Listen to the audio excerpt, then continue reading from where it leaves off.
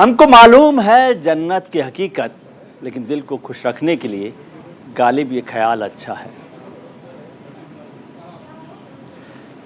जब घड़ी में बजते हैं रात के 8 तो न्यूज इंडिया पर होती है सत्य की विजय की बात। सत्य जो कभी झुकता नहीं, कभी हारता नहीं।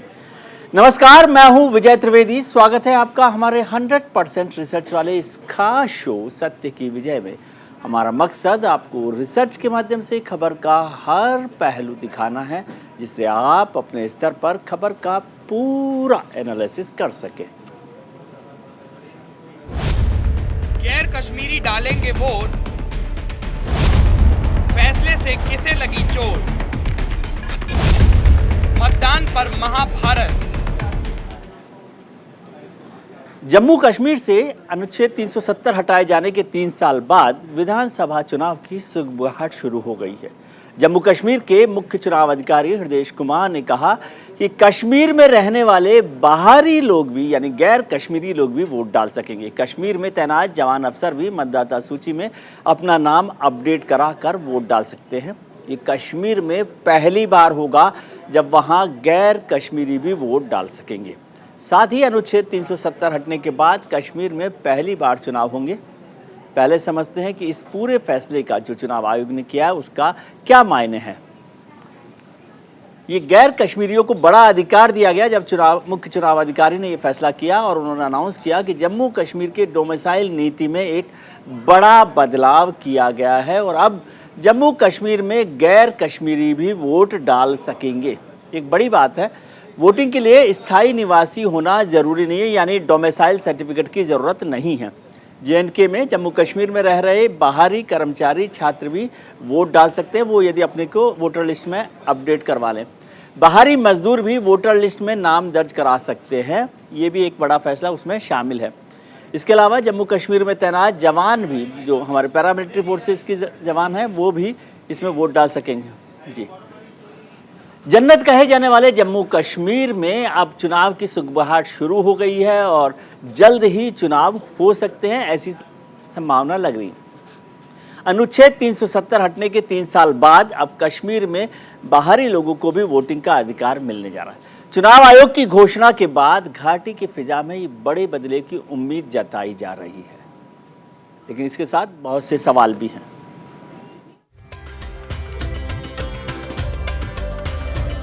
पहले अनुच्छेद 370, फिर 35A, उसके बाद लद्दाख और जम्मू कश्मीर को अलग करने का फैसला, फिर जम्मू में विधानसभा सीटें बढ़ाने की घोषणा और अब कश्मीर में गैर कश्मीरियों को वोटिंग का हक मिलने जा रहा है। चुनाव आयोग ने वोटिंग को लेकर एक बड़ा ऐलान किया है। आयोग के मुताबिक गैर कश्मीरी लोग भी अब राज्य में वोट डाल सकते हैं।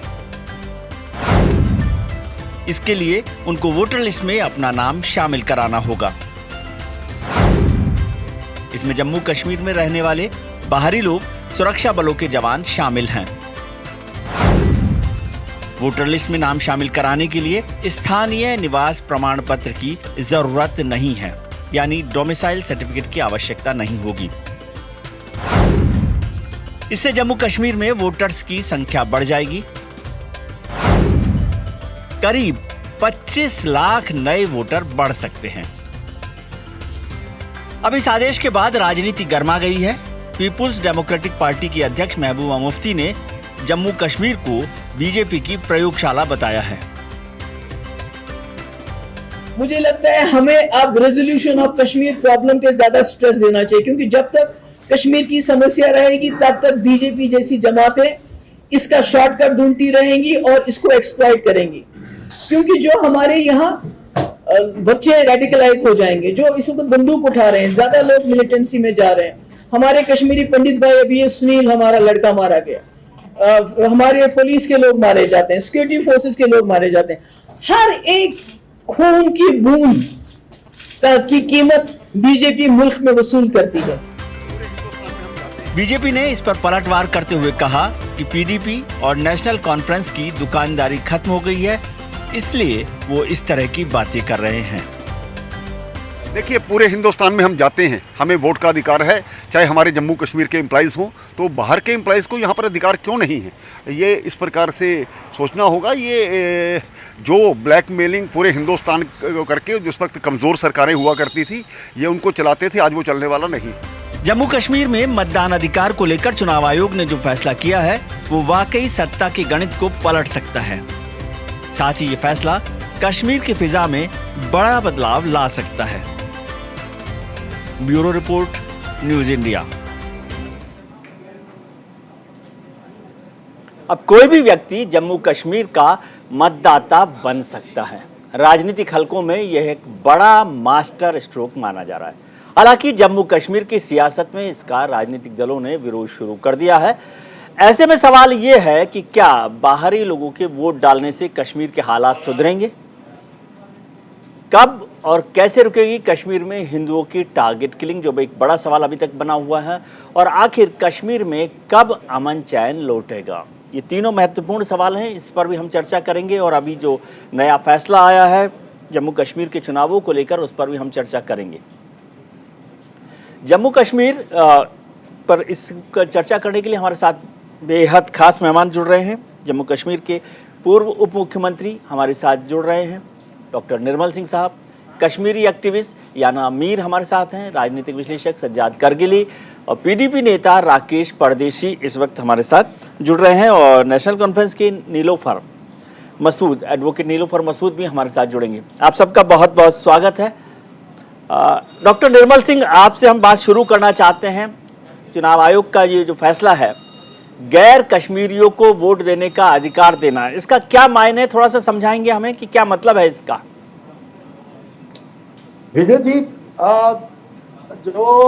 जो आज का जो प्रेस कॉन्फ्रेंस कल जो की थी सीईओ ने जी, उसको समझने की जरूरत है जी। ये इलेक्शन कमीशन का फैसला नहीं है जी, ये 5 अगस्त 2019 को जो आर्टिकल 370 गया, उसके बाद सारे जो प्रोविजन थे जो संविधान के, वो एक्सटेंड हुए जम्मू कश्मीर में जी। और रिप्रेजेंटेशन ऑफ पीपल्स एक्ट जो उस एक्सटेंड हुआ है, जो पहले नहीं था जी, उसके अंतर्गत जो कानून पूरे भारत में लागू होता है, वो प्रोविजन जम्मू कश्मीर में लागू हुए जी। उसके मुताबिक कोई भी भारतीय अगर भारत का जो अगर यहाँ जो सिटीजन है, अगर वो जम्मू कश्मीर में रहता है, वो उसको उतना ही हक है यहाँ पर अपनी सरकार चुनने का, जो कि यहाँ से कश्मीरी, जम्मू कश्मीर के लोग देश में कहीं भी रहते हो तो वहां पर वो वोट डालते हैं और उनको पूरा हक है लोकतांत्रिक व्यवस्था में। आपको याद होना चाहिए कि लोकसभा में सभी जो बाहर के लोग थे जो जम्मू कश्मीर में रहते थे वो वोट डाल सकते थे, लेकिन असेंबली में नहीं डालते थे और क्योंकि 370 था। उसी के कारण जब वो 5 अगस्त 2020 के बाद जो प्रोसेस शुरू हुआ है, सारे प्रोविजन जो है रिप्रेजेंटेशन पीपल्स एक्ट एक्सटेंड हुआ है, उसको ही लागू करने उस डिटेल्स जो है सामने आ रही है। कोई नया फैसला नहीं है, इसलिए इस पर ठीक पर्सपेक्टिव में करना चाहिए। और ये जो राजनीति हो रही है, ये अनडिजायर्ड है, अवांछित है, ये इसमें कोई नई बात नहीं है जी, कोई नया कानून नहीं है और इलेक्शन कमीशन इस कानून को बना नहीं सकता, लागू नहीं कर सकता। प्रेसिडेंट ऑफ इंडिया पार्लियामेंट जो कानून बनाती है, प्रेसिडेंट ऑफ इंडिया के, तो वही कानून लागू होता है जो लागू हो रहा है तो हमारे संविधान में। नहीं, लेकिन कुछ जो लोग पॉलिटिकल लीडरशिप है जम्मू कश्मीर की, वो ये कह रही है कि एक भारतीय जनता पार्टी की सरकार बनाने के लिए आप ये काम कर रहे हैं, क्योंकि करीब करीब 25 लाख नए वोटर जुड़ जाएंगे जो नॉन कश्मीरी हैं। मैं आंकड़े देख रहा था, उस हिसाब से 20 लाख से ज़्यादा वोटर आपके जुड़ सकते हैं इसमें। तो नॉन कश्मीरी वोटर्स को जोड़ना कश्मीर के साथ कोई खिलवाड़ तो नहीं होगा? क्योंकि जिस तरह से पीडीपी की नेता और आपके पुराने मुख्यमंत्री ने जिस तरह से चैलेंज किया है और कहा है कि टेररिज्म भी बढ़ सकता है, रेडिकलाइजेशन भी बढ़ सकता है, इसका क्या मायने हैं? देखिए, जहां तक पूर्व मुख्यमंत्री की जो बात है जी, उनको मैं कहूंगा कि हमारे संविधान को पढ़ें जी, रिप्रेजेंटेशन पीपल्स एक्ट को पढ़ें जी, और जो 5 अगस्त 2019 के बाद जो गया है उसको समझें, इनको सब समझ है। प्राइम मिनिस्टर के साथ जब वहां चर्चा हुई थी, जो मीटिंग हुई थी, उसका मैं सारी बातें इनको पता थी जी, कि 370 जाने से क्या क्या चीजें बदलाव आएंगे यहाँ पर। ये सिर्फ अपना पॉलिटिकल एजेंडा, क्योंकि इनका जो सेपरेटिस्ट जो इनका जो एजेंडा है उसको लागू करने के लिए इनकी खोई हुई जो साख है लोगों में उसको रीगेन करने की कोशिश कर रहे हैं। इनको कानूनी तौर पर सब कुछ मालूम है, इनको ये कोई नई बात नहीं है।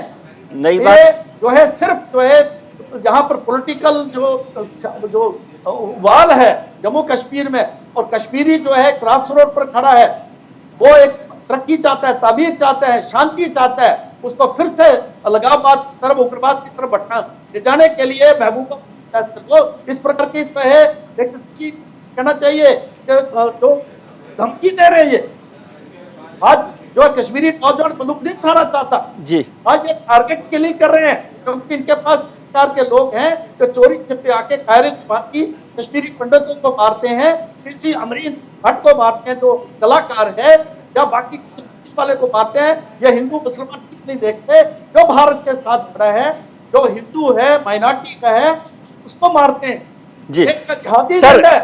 सर आपकी बात बिल्कुल ठीक है, ये लेकिन दो बातें मुझे जम्मू कश्मीर के नेताओं ने कही। एक तो ये कि पहली एक्सरसाइज आपने ये की कि जम्मू और कश्मीर में जो सीट्स का डिफरेंस था उसको आपने कम कर दिया, जम्मू में सीटें बढ़ाकर, पहला काम। दूसरा काम, अब जब ये होगा कि गैर कश्मीरी, और उसका हिसाब से देखें तो हर चौथा वोटर विधानसभा चुनाव में गैर कश्मीरी होगा, यदि आज का फिगर मैं देखूं तो दोनों चीज़ों के लिए जम्मू कश्मीर की पॉलिटिकल लीडरशिप कह रही है कि केवल आपको अपनी सरकार बनानी है, इसलिए ये सब कुछ किया जा रहा है। विजय जी, इसका फायदा किसको होता है जी वो बात की बात है। जी क्या संविधान, यहाँ का कानून लागू होना चाहिए, नहीं होना चाहिए? जी क्या जम्मू कश्मीर भारतीय संविधान के दायरे में आता नहीं आता है? जी क्या अभी भी वो स्पेशल स्टेटस है? यहाँ का सल्तनत बनाने के लिए वो अभी भी जो है उसका मौका देता है, जी जो पिछले 72 साल रही है सल्तनत। जी बात इस पर बात की है जी। इसको फायदा हुआ, अगर बिहारी मुस्लिम है, जहाँ मजदूर है, इसको भी हक मिलेगा।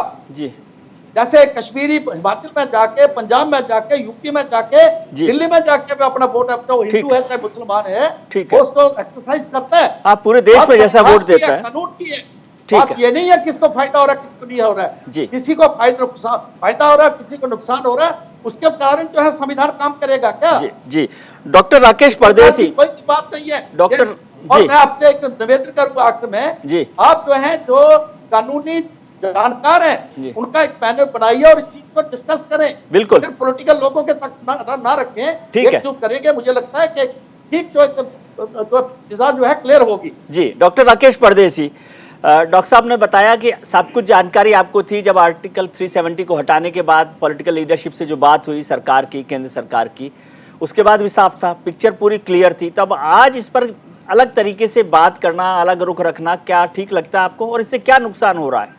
जब पूरे देश भर में ये व्यवस्था है तो कश्मीर में क्यों ना हो? सबको मेरी तरफ से नमस्कार, आदाब जी। और सबसे नमस्कार। पहले मैं निर्मल सिंह जी से एक बात पूछना चाहता हूँ। जी मुझे वो बताएं, हिंदुस्तान में आज तक किस यूटी में ऐसा जो ड्रकोनियन, ये तो मैं कहूँगा, ये तो हमें इस स्टेट का साइज इतना छोटा है, पॉपुलेशन इतनी छोटी है, और आपने 25 लाख इंक्लूड करना है, ये तो बिल्कुल समझ से बाहर ही है। जी मुझे हिंदुस्तान में बताए किस यूनियन टेरिटरी में आज तक ये हुआ है। जी और ये भी मुझे लग रहा है कि ये भी उसी विडम्बना देखिए क्या है, कश्मीरी पंडित जो 32 साल से दर दर के ठोकरे खा रहा था, इल्तिजा कर रहा था गवर्नमेंट ऑफ इंडिया को, हमें वोट डालने में आसाइश कीजिए।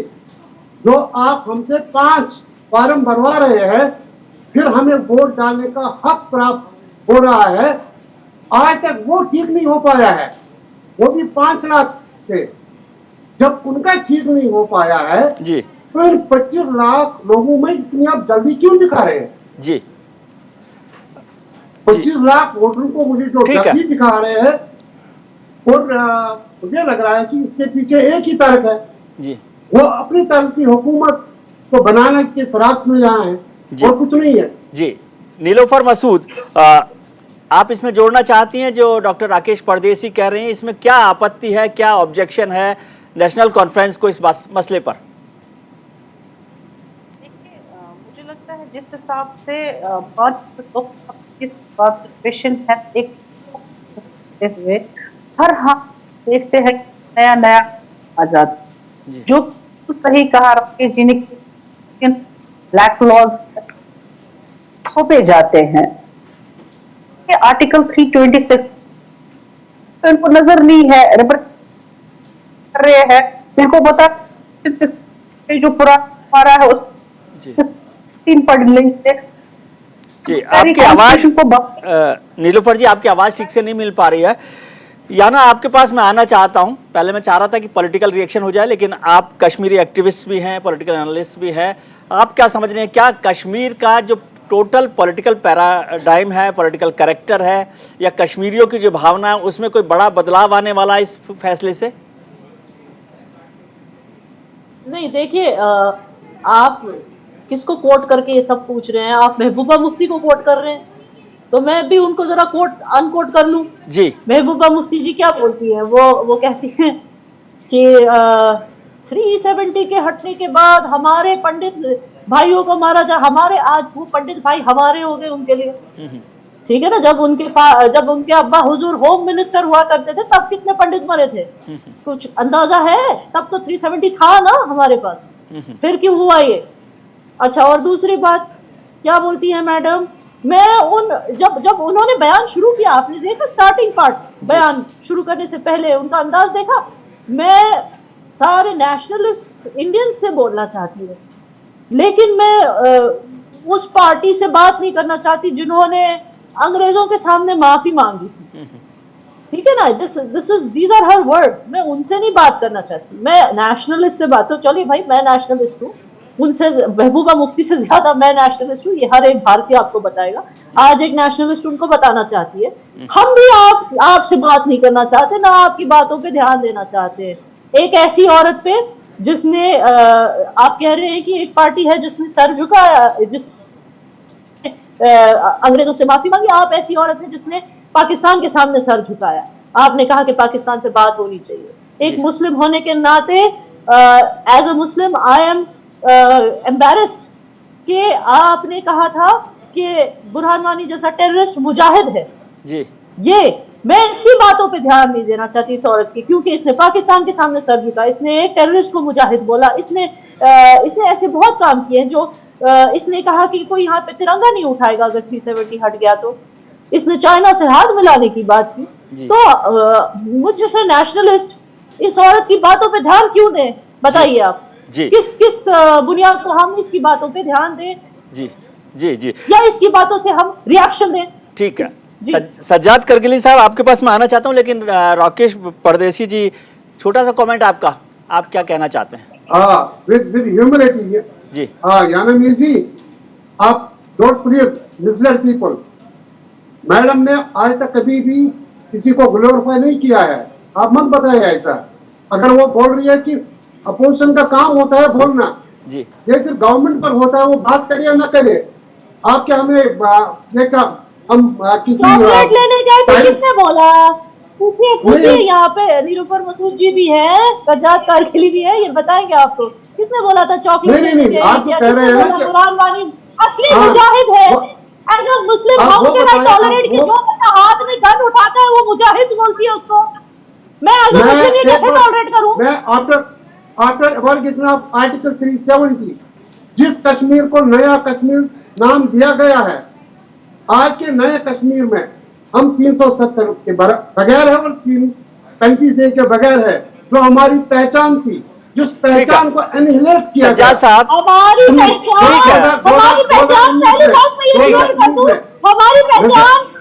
पहचान वैसे ही बनती है जैसे गुजराती की पहचान है, जैसे साउथ इंडियन की पहचान है। हमारी पहचान हमारी लैंग्वेज से बनती है, हमारे सज्जाद साहब, हमारी ओके, डॉक्टर राकेश परदेसी, आपके पास आऊंगा मैं फिर। आपकी बात हो गई डॉक्टर राकेश, आपके पास फिर आएंगे। सज्जाद साहब, आपने सभी लोगों को सुना है, मैं आपके पास आखिर में इसलिए आया क्योंकि आप उसको पॉलिटिकली एनालाइज कर सकते हैं, आप पॉलिटिकल एनालिस्ट हैं, आप कश्मीर को समझते हैं। क्या मायने आप देख रहे हैं? बेसिकली हम ये देख रहे थे कि 2019 में जब भारतीय जनता पार्टी ने अनकॉन्स्टिट्यूशनली एक एब्रोगेशन ऑफ आर्टिकल 370 करके पूरे देश को ये संदेश देने की कोशिश की कि जम्मू कश्मीर को भारत के साथ मर्ज किया गया है जी और आज के बाद यहाँ कोई आतंकवाद नहीं होगा और यहाँ के लोगों का विकास होगा। जी पिछले 4 साल हम देख रहे हैं जी कि न जम्मू का विकास हुआ, न कश्मीर का विकास हुआ और न ही लद्दाख का विकास हुआ। जी लद्दाख में लोग स्टेटहुड की डिमांड को लेकर प्रोटेस्ट कर रहे हैं, एहतजाज कर रहे हैं और यहाँ जो लेह और कारगिल के लोग जो है, डिफरेंट रिलीजियस पॉलिटिकल लोग जो है, वो आज इस बात को लेकर के एहतजाज कर रहे हैं कि उनके लैंड सेफगार्ड है, उनके कॉन्स्टिट्यूशनल सेफगार्ड है, उनसे छीन लिए गए हैं। हालांकि ये बात मैं बताता चलूं कि लद्दाख के लेह क्षेत्र में 370 के हटने के बाद सेलिब्रेशन किया गया था और आज सबसे ज्यादा रेजेंटमेंट पाया जा रहा है। जी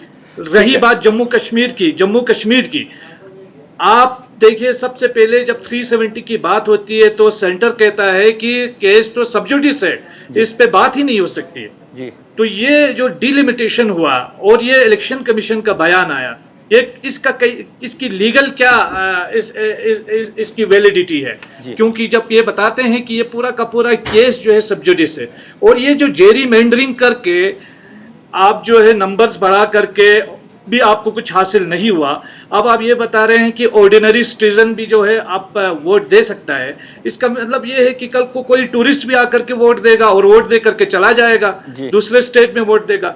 तो जो यहाँ की एथनिक आइडेंटिटी है, जो यहाँ की कल्चरल आइडेंटिटी है, जो यहाँ के एक असेंबली में एक क्षेत्र के लोगों को राज करने का, रूल करने का, उनको एडमिनिस्ट्रेशन चलाने का हक होना चाहिए, एक जमहूरी राइट है। बट आप ये बताएं कि कल 25 लाख लोग ये नागपुर से लेके आएंगे और एक कुछ मखोटों को वहां पे सरकार ये तो वहां जो लोग होंगे वही दे रहे होंगे ना वोट। मैं आप खत्म करिए बात में डॉक्टर सिंह से इसका जवाब लेता हूं। जी जो इलेक्शन कमीशन का कल जो बयान आया है उसमें इन्होंने बिल्कुल स्पष्ट रूप से यही कहा है कि ऑर्डिनरी सिटीजन, ऑर्डिनरी शहरी को भी ये हक दिया जाएगा। ऑर्डिनरी शहरी का मतलब ये हुआ कि कल को एक दिन वो आए, वोट दे के चले गए, अगले दिन उसकी कोई क्लियरिटी इनके पास नहीं है। जी डॉक्टर सिंह, आप इसको क्लैरिफाई करना चाहते हैं? देखिए, मैंने पूरी बात सुनी नहीं इनकी जी, लेकिन एक बात मेरे ध्यान में आई है जी कि ये कहते कोई भी आएगा तो वोट डालना तो पड़ जाएगा। अरे भाई, भारत में कानून का राज है, यहाँ संविधान है, संविधान में तो आप 1950 का रिप्रेजेंटेशन ऑफ पीपल्स एक्ट को पढ़े। अगर समझ नहीं आती है तो किसी को उसको जो है किसी वकील से, किसी से पढ़वाएं, और तब आपको बात समझ आएगी। सर, मसला जो है लोगों को बेवकूफ बनाने की बात, रोटियां सेकने की बात, कल्चर की बात है। कल्चर किसका नहीं है? कश्मीरी पंडितों का कल्चर कहाँ चला गया? जी, वो कहाँ है आज? का कल्चर भी उनको जमीन खा गई। कश्मीरी पंडितों का कल्चर भी इससे अब कितने लोग हैं जब वो होता है, कितने आज चलाते हो तो ट्वीट करते हो, सिर्फ कितना उनके साथ खड़ा है आप? ट्वीट करने पे भी पाबंदी है क्या? डॉक्टर साहब, बात है कि ये सिर्फ अपना एजेंडा कर रहे हैं। जो 1900 देखो 370 एब्रोगेशन के बाद जो पूरे प्रोविजन हैं उनको एक्सटेंड किया गया जम्मू कश्मीर में, कि उस दायरे में सारी बातें आती। जी, कोई बात नहीं। इलेक्शन कमीशन सिर्फ उसकी घोषणा की है, सिर्फ घोषणा की है। ठीक है, इस पर चर्चा जारी रखेंगे। की बात, बाकी क्या हमारा कल्चर डोगरों का कल्चर नहीं है? कश्मीरी पंडितों का कल्चर नहीं है? बिल्कुल है, डोगरों का यहाँ कल्चर सिख नहीं रहते, बिल्कुल है, जो भारत में नहीं रहते, बिल्कुल। ठीक है डॉक्टर साहब, वोट डालेगा यहाँ आके, क्या कश्मीरी बात है? ये टीडीपी वाले बोल रहे थे, क्या मुफ्ती मोहम्मद सईद ने यूपी से इलेक्शन नहीं लड़ा? जी, क्या जाके गुलाम नबी आजाद ने साउथ से इलेक्शन नहीं लड़ा? आज का हमारा सवाल है कि क्या गैर कश्मीरी के वोट डालने से बदलेगी जन्नत की फिजा? आप अपनी राय हमें हमारे ट्विटर पर हाँ या ना में दे सकते हैं। हमारा ट्विटर हैंडल है न्यूज इंडिया 24/7, जिसका जवाब हम आपको शो के आखिर में दिखाएंगे। गैर कश्मीरी डालेंगे वोट, फैसले से किसे लगी चोट, मतदान पर महाभारत। क्या गैर कश्मीरी के वोट डालने से बदलेगी जन्नत की फिजा? इसे लेकर हमने आम लोगों की राय भी जानने की कोशिश की कि आखिर देश की जनता का क्या कहना है। देखिए जन का मन। तो अगर ऐसे लोगों को नागरिकता मिले, उनको वोट डालने का अधिकार मिले तो हो सकता है वहाँ जो समीकरण है वो बदल जाएं, और ये सही भी अच्छा भी रहेगा कि जो लोग वहाँ कई सालों से, पिछले 20 सालों से, 40 सालों से रह रहे हैं, उनको भी वोट डालने का अधिकार देना चाहिए। गैर कश्मीरियों के वोट देने से निश्चित ही वहाँ की फिजा में काफ़ी परिवर्तन होगा, क्योंकि जो लोग वहाँ दशकों से रह रहे हैं उनका रहन सहन, जो भी जीने का तरीका है, वो एक तरह से वहाँ के माहौल के हिसाब से ढल चुका है। तो जो भी नीतियाँ वहाँ की बनेंगी उसका काफ़ी असर उनके जीवन पर पड़ेगा। जम्मू कश्मीर साल 1948 में भारत में शामिल हुआ। तब से लेकर अब तक जम्मू कश्मीर में बाहरी लोगों को कभी वोट डालने की इजाज़त नहीं मिली। लेकिन अब चुनाव आयोग के फैसले से घाटी का पूरा गणित कैसे बदलने वाला है, इसको हम समझ लेते हैं। घाटी का चुनावी गणित क्या है। इस समय 2019 के लोकसभा चुनावों के हिसाब से देखें तो कुल वोटर थे 78,40,000। लद्दाख के हटने के बाद 76,70,000 वोटर वहां पर रह गए। चुनाव आयोग के इस फैसले के बाद जम्मू कश्मीर में गैर कश्मीरियों की तादाद 25 लाख के आसपास बताई जाती है। कश्मीर में रह रहे कश्मीरियों की संख्या 76 लाख से ज़्यादा है, यानी कुल वोट हो जाते हैं 1 करोड़ 1 लाख, यानी हर चौथा वोट गैर कश्मीरी होगा। तो ये अभी नया चुनावी गणित हो सकता है, एक संभावित है जिस पर चर्चा करेंगे। हमारे साथ नीलोफर मसूद भी जुड़ी हुई हैं, उनसे बात नहीं हो पाई थी। नेशनल कॉन्फ्रेंस की लीडर हैं, प्रवक्ता हैं। नीलोफर जी, आप इस पूरे फैसले को कैसे देख रही हैं? देखिए, मुझे लगता है 5 अगस्त 2020 के बाद जो सिचुएशन रही वो सिचुएशन ठीक नहीं रही। बहुत आप दिखाए गए कि हर कोई शख्स जो है इस फैसले के साथ है, 370 के हटने के साथ है। बट अनफॉर्चुनेटली हमने देखा कि अगर इनको ये भरोसा होता कि सब लोग इनके साथ है तो आज ये ब्लैक लॉ नहीं आता हमारे सामने जी। क्योंकि वो चाहते ही नहीं है कि यहाँ के लीडर्स हो, वो यहाँ चाहते नहीं कि यहाँ के वोटर्स हो। अब बाहर से लाकर ये लोगों को ये एक अलार्मिंग सिचुएशन है हर एक स्टेट के लिए, हर एक यूटी के लिए। आज ये एक्सपेरिमेंट आप जम्मू कश्मीर में कर रहे हैं, कल ये एक्सपेरिमेंट आप किसी और स्टेट में करें, यूपी में करें या पंजाब में करें, यहाँ जहाँ आपको लगता है बीजेपी तोड़ फोड़ में कामयाब। लेकिन नीलोफर जी, यूपी और पंजाब में तो कश्मीर का आदमी जाके चुनाव वोट डाल सकता है ना, यदि वो वहाँ रह रहा है। आज तक ये कब हुआ? आज तक ये कब हुआ मुझे बता दीजिए जी। कल वेस्ट पूरे देश भर में किसी भी राज्य में कोई भी आदमी वोट डाल सकता है, वहाँ के वोटर लिस्ट में अगर उसका नाम है तो। देखिए, हर एक कॉन्स्टिट्यूंसी में वो अपना वोटर कार्ड नहीं ले सकता है जी। एक कॉन्स्टिट्यूंसी में वो एक वोट डाल सकता है, वो हर कॉन्स्टिट्यूंसी में घूमकर कहीं वोट नहीं डाल सकता है। जम्मू कश्मीर में क्यों? आप रिप्रेजेंटेशन एक्ट देख लीजिए, आप आर्टिकल 326 देख लीजिए, उसमें किसके पावर्स है, किस तरीके से लॉ को हम यहाँ पर इम्प्लीमेंट कर सकते हैं और कौन वोटर है जो यहाँ पर वोट डाल सकता है। अनफॉर्चुनेटली आपने देखा होगा जब लेकिन डॉक्टर साहब ने बताया नीलोफर कि जब आर्टिकल 370 के बाद जम्मू कश्मीर के लीडर्स की प्रधानमंत्री से और केंद्र के नेताओं से बात हुई, तब साफ हो गया था कि क्या क्या इसका मतलब होगा आर्टिकल 370 और 35A के हटने का। देखिए, जब रिऑर्गेनाइजेशन एक्ट आया उसमें पहले से ही लिखा था कि 7 सीटें बढ़ेंगी, अभी डिलिमिटेशन हुआ नहीं था। तो ठीक उसी तरह से आज अभी रजिस्ट्रेशन हुई नहीं है, तो पहले से ही कहा गया है कि 25 लाख के इर्द गिर्द जो लोग हैं वो जुड़ जाएंगे जी। तो आप देख लीजिए, अभी जो सिचुएशन हुई नहीं होती है पहले से ये एंटिसिपेट करते और वही हो जाता है।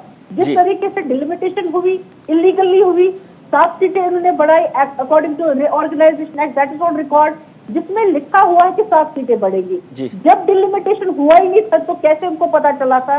ठीक उसी तरह से अभी रजिस्ट्रेशन हुई नहीं, इनको कैसे पता है 25 लाख बढ़ जाएंगे, और 25 लाख लोग ही है जो रजिस्टर करेंगे अपने आप को जी। एक अंदाजा इस बात का होगा, वहाँ पे जो लोग रह रहे हैं उससे अंदाजा हो सकता है नीलोफर जी, क्योंकि एडमिनिस्ट्रेशन को तो पता ना कितने लोग वहाँ पर रह रहे हैं, कश्मीरी कितने, गैर कश्मीरी कितने, इसमें कोई रजिस्टर करे जी, ये जरूरी नहीं है। आप ऑर्डिनरी रेजिडेंट बोल रहे हैं, परमानेंट लीडर्स आप यहाँ सुन रहे हैं, वो भी टेम्परेरी लोगों से जी। हर एक स्टेट के, हर एक यूटी के अपने अपने इश्यूज होते हैं जी। ठीक उसी तरीके से बिहार में इश्यूज होंगे, गुजरात में अपने इश्यूज होंगे। तो क्या मकसद है मुझे वहां जाना और वोट करना और लीडर चुनना? जबकि मुझे डॉक्टर परदेशी, आप भी छोटा सा कमेंट कर दें, मैं डॉक्टर सिंह से इस पर जवाब लेना चाहता हूँ जी।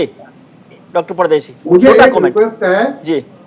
जब डिलिमिटेशन हुआ है, किसी पॉलिटिकल पार्टी को ऑन बोर्ड नहीं लिया गया है, जब हमारे देश में आर्टिकल 370-35A हुआ है, किसी पॉलिटिकल पार्टी को ऑन बोर्ड नहीं लिया गया है। अब इंक्लूजन हो रहा है 25 लाख। ठीक है कौन है, कोई डेफिनेशन नहीं है जी, कौन है, कहाँ रह रहे हैं, कहाँ से आए हैं, ठीक है तो ये अंधकार में है सब कुछ, जी। और मिस्ट्री, ठीक है किसको पता है कौन है, कहाँ रह रहे हैं। डॉक्टर सिंह 25 लाख जी। जी, मामूली फिगर नहीं है। ठीक है। हमारी स्टेट का साइज ही है कितना। जी डॉक्टर और नरूम, नंबर 4 मैंने डॉक्टर साहब को रिक्वेस्ट की थी। ठीक है डॉक्टर साहब से ही समझना चाहता हूँ। हिंदुस्तान में बताइए किस यूपी में ऐसा हुआ है आज तक। जी डॉक्टर निर्मल सिंह, ठीक है डॉक्टर सिंह।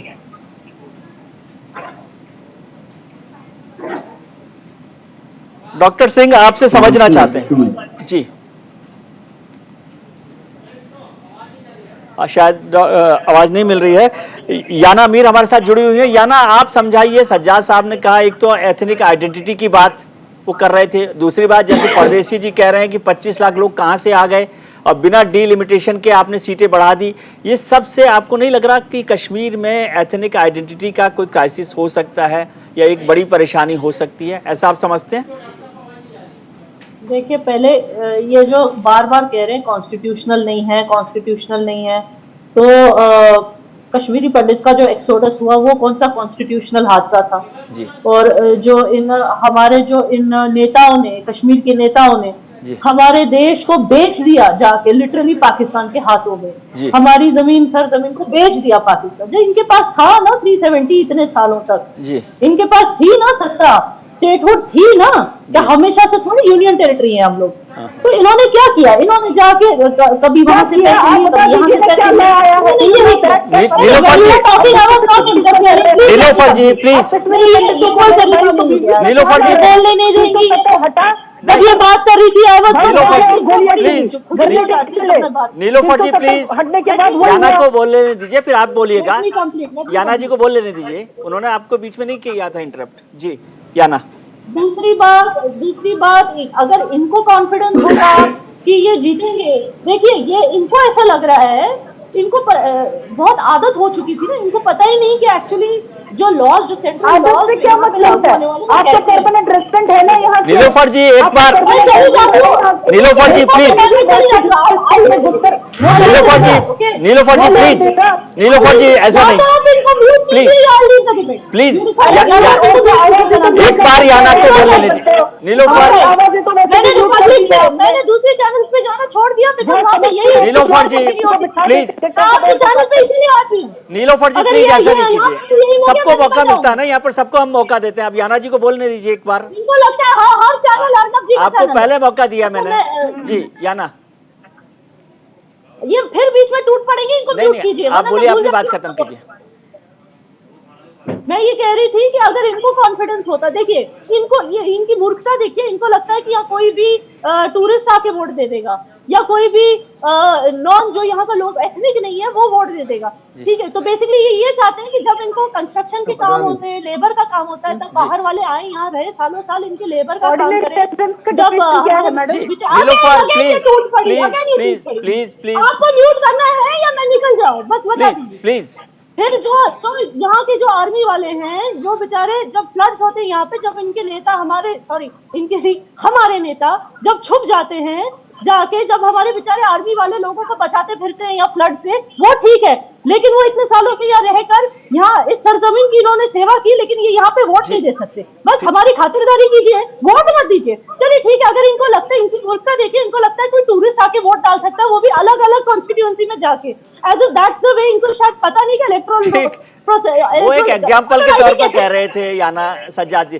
डॉक्टर सिंह, ठीक है, लेट मी कंप्लीट। ओके। तो अगर जिसके पास भी जो भी यहाँ आता है, जाहिर सी बात है, चाहे वो, अगर इनको लगता भी है कि कोई टूरिस्ट भी आके वोट दे, टूरिस्ट हो या कोई भी जो बाहर से आके यहाँ पे रह रहा है बहुत सालों से, जाहिर सी बात है उसके दिल में तो यही होगा कि कश्मीर का भला ही हो, क्योंकि वो इतने सालों से यहाँ रह रहा है, यहाँ की सेवा कर रहा है, कश्मीर का भला ही चाहेगा। अगर इनको इतना कॉन्फिडेंस होता कि वो इनको वोट देगा, तो ये लोग इतना आवाज करते नहीं। इनको पता है कि बाहर वाला हो चाहे या कश्मीरी खुद हो यहाँ का, वो समझता है कि आज तक जितने हमारे नेता है उन्होंने कश्मीर के लिए कुछ अच्छा नहीं किया, इसलिए इनको डर है और इसलिए आवाज उठा रहे हैं कि बीजेपी जीतेगी, और बीजेपी ज्वाइन भी कौन करता है? एक मिनट, फर्स्ट क्वेश्चन, ये एथनिक बोल रहे हैं यहाँ जो बीजेपी वाले हैं, वो भी तो यहीं के लड़के हैं, वो भी तो बेचारे जिन्होंने भी यहाँ बीजेपी ज्वाइन किया, वो बाहर से आके थोड़ी ज्वाइन किया। इंजीनियर एजाज यहाँ का नहीं होता लड़का।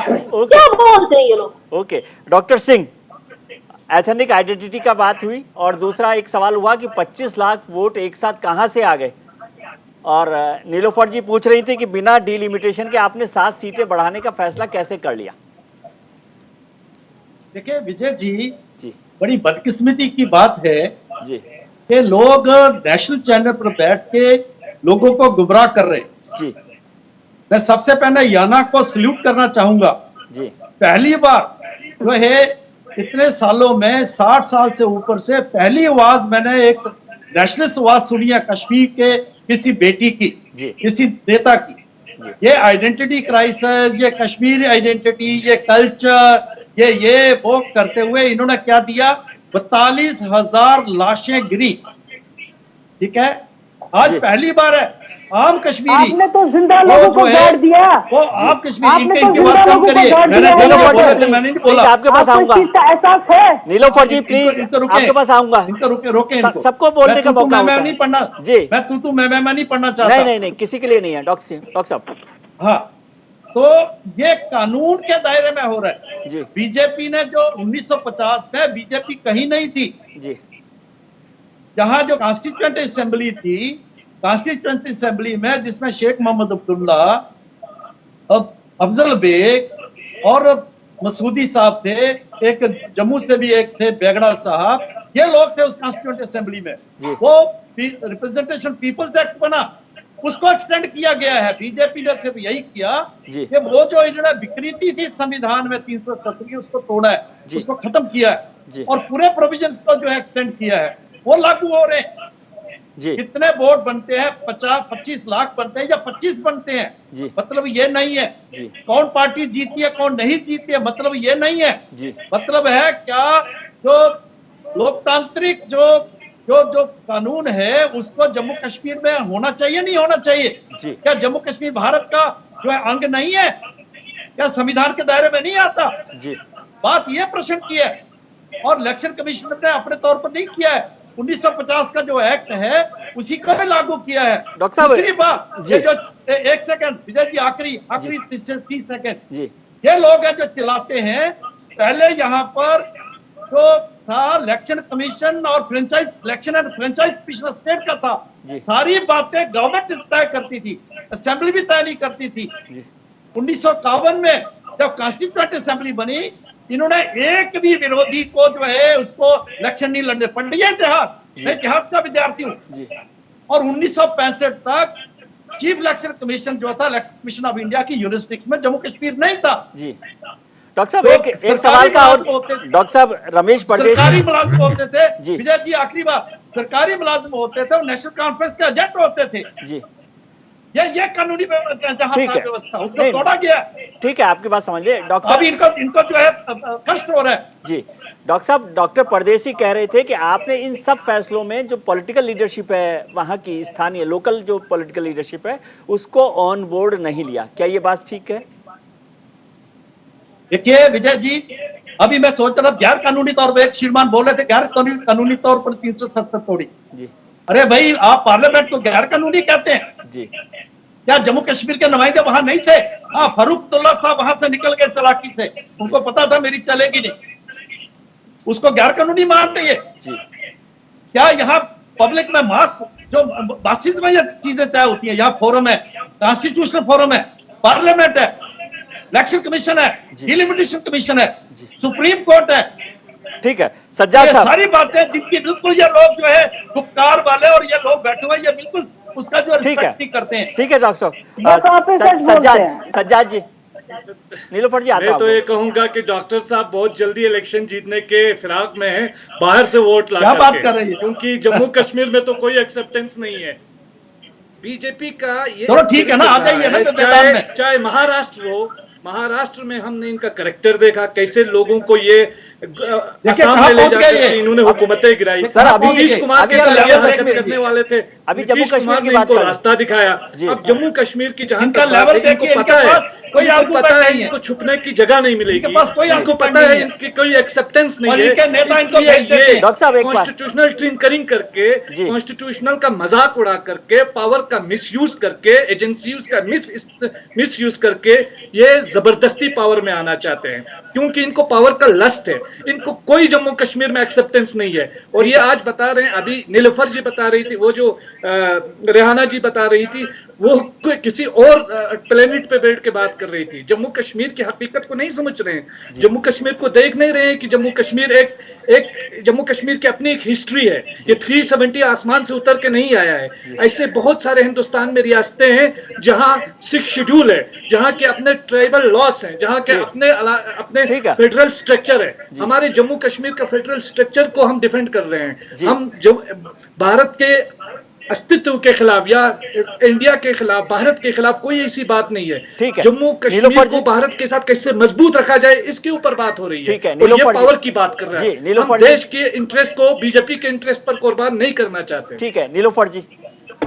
देखिए, निर्मल सिंह जी को तो बहुत अच्छे से याद है कि कॉन्स्टिट्यूंट असेंबली में कौन कौन था। इनको शायद ये भी याद होगा, जब हमारे कॉन्स्टिट्यूशन ऑफ इंडिया बना तो उस वक्त वल्लभ भाई पटेल साहब भी थे, जिनका इन्होंने बहुत बड़ा स्टैच्यू बनाया हुआ है।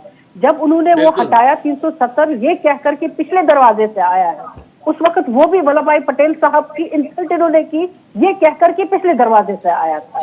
ये अभी कह रहे थे कहां पर वो 7 सीटें बढ़ी है। इनको बोलिए रीऑर्गेनाइजेशन एक्ट पढ़े, वहां पर लिखा है, अभी डिलिमिटेशन नहीं हुई थी, वहां पर लिखा है 7 सीटें बढ़ेगी। बोल दीजिए इनको पढ़ने के लिए।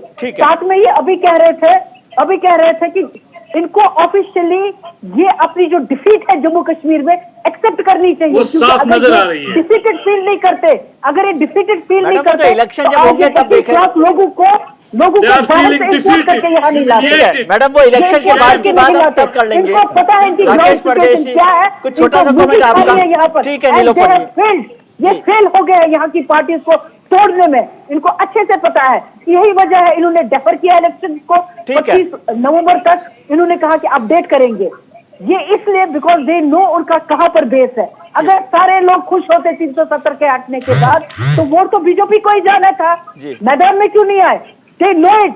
अभी कोई कह रहा था यहाँ पर कि टूरिस्ट आएंगे तो वो वोट डाल देंगे। अरे यहाँ तो आप बेगर्स भी वोट डालेंगे, जिनको कोई मतलब नहीं है, जो ऑर्डिनरी रेजिडेंट्स में यहाँ पर माइग्रेटरी बर्ड्स है, उनके वोट भी डाल देंगे। सबको वोट का अधिकार है। कीजिए ना, एलिवेशन कीजिए, एलसी जहां साहब जो हमारे हैं उनको नॉमिनेट कीजिए सीएम, और जो उनके एडवाइजर्स हैं उनको नॉमिनेट कीजिए एज मेंबर ऑफ असेंबली। तो मसला खत्म, न वोटिंग न इलेक्शन न कुछ। क्यों आप टेंशन दे रहे हैं लोगों को खामखा अपने ब्लैक लॉज को लाकर, लॉज को लाकर। ओके डॉक्टर परदेसी, छोटा कमेंट, मेरे पास वक्त बहुत कम है जी, फिर मैं जी। विडम्बना हमारे भारतवर्ष में ये है, love and loyalty towards the country should be unconditional at every time, but love towards the present administration, towards the government, should be when they deserve it. यहाँ ये प्रॉब्लम है, जब भी बीजेपी के प्रति आप कुछ उंगली उठाओगे, ये डोरद्रोही का आपस ये तमगा चुपकाते हैं, ये देशद्रोही है। ये वेरी अभी तो देशद्रोही तो बोला नहीं डॉक्टर साहब ने, तो एक भी बार नहीं बोला। नहीं, आपने कहा ना कि ये याना मीर जी अभी क्या बोल रहे थे, पाकिस्तानी है, पाकिस्तानी है, पाकिस्तानी है। Very unfortunate, very unfortunate. यहाँ ऐसे डिस्कशन का जो लेवल है आप नीचे गिरा रहे हैं, ऐसे बातें कर रहे हैं। मैं याना मीर जी को कहना चाहता हूँ, जो हमारे बॉर्डर्स पर लोग रहते हैं पीसफुली वो रह रहे हैं, चाहे वो इधर साइड का हो, पाकिस्तान साइड का या इंडिया साइड का हो। जब बातचीत की वजह से ही वहाँ पीसफुली वहाँ लोग अपनी जमीन कल्टीवेट करते हैं। बातचीत के बगैर होता क्या है आप? ठीक है, परदेसी जी हम देखते हैं वहाँ, हम देखते हैं। परदेसी जी आप ठीक है, याना को 1 मिनट दे दीजिए, टाइम नहीं है मेरे पास। ओके डॉक्टर साहब, याना को भी 1 मिनट दे दीजिए। ये हम जानते हैं। ठीक है, ओके डॉक्टर परदेसी एक्सपेरिमेंट हुए हैं, प्लीज ठीक है। याना थोड़ी आवाज थोड़ा कम करिए, इनकी आवाज कम करिए, मैं बात करता हूं। डॉक्टर परदेसी हो गई बात आपकी। याना को छोटा सा जी का मैं आखिरी बात लूंगा जी। आवाज बंद कर दीजिए। मैं एक ही चीज बोलूंगी जी, यहाँ पे पता क्या होता है, अगर कोई देशभक्ति की बात करता है ना, उसको बीजेपी सूझ बोल दिया जाता है। मैंने एक बार भी बीजेपी नहीं है, जी, हम क्या देशभक्त आप सर्टिफिकेट बांट रही है यहाँ पर मीडिया पे? हम क्या देशभक्त नहीं है? हाँ? क्या हिंदुस्तान हमारा मुल्क नहीं है? बस आपका आपने बोल दिया। ठीक है। आप क्या बात कर रही हैं? क्या देशभक्त है? डॉक्टर सिंह, हम देशभक्त नहीं है। अच्छा सबकी बात हो गई है या ना? यहाँ पर बैठकर क्या बात कर रही हैं आप? क्या बात कर रही हैं? ये थोड़ा सा वॉइस कम करें डॉक्टर सिंह का। मैं आखिरी कमेंट लेना चाहता हूँ डॉक्टर सिंह। आप ही सर्टिफिकेट बांटेंगी, आप ही बांटेंगी, ये आपकी जिम्मेदारी है। डॉक्टर निर्मल सिंह। ये आपकी जिम्मेदारी है देशभक्त बांट देना।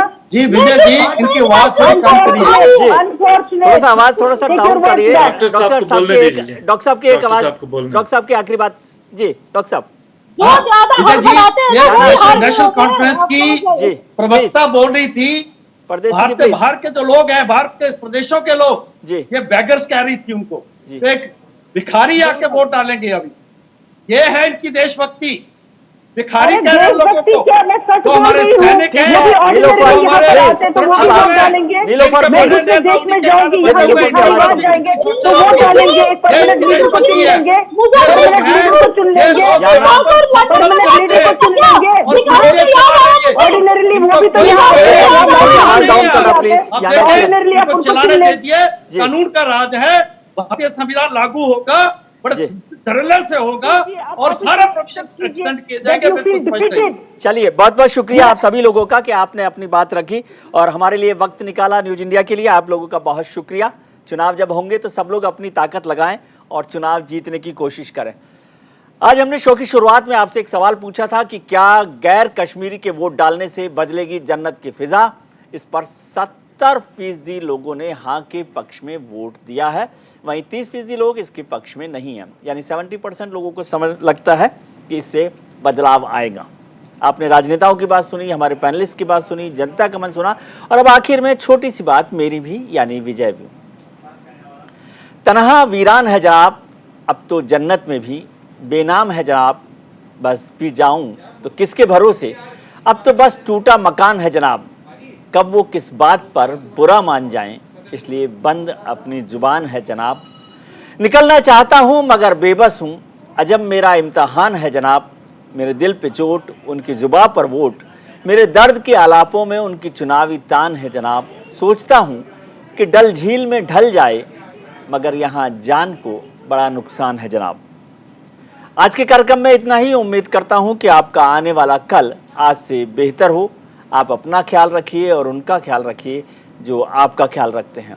नमस्कार, शुभ रात्रि, शबा खैर।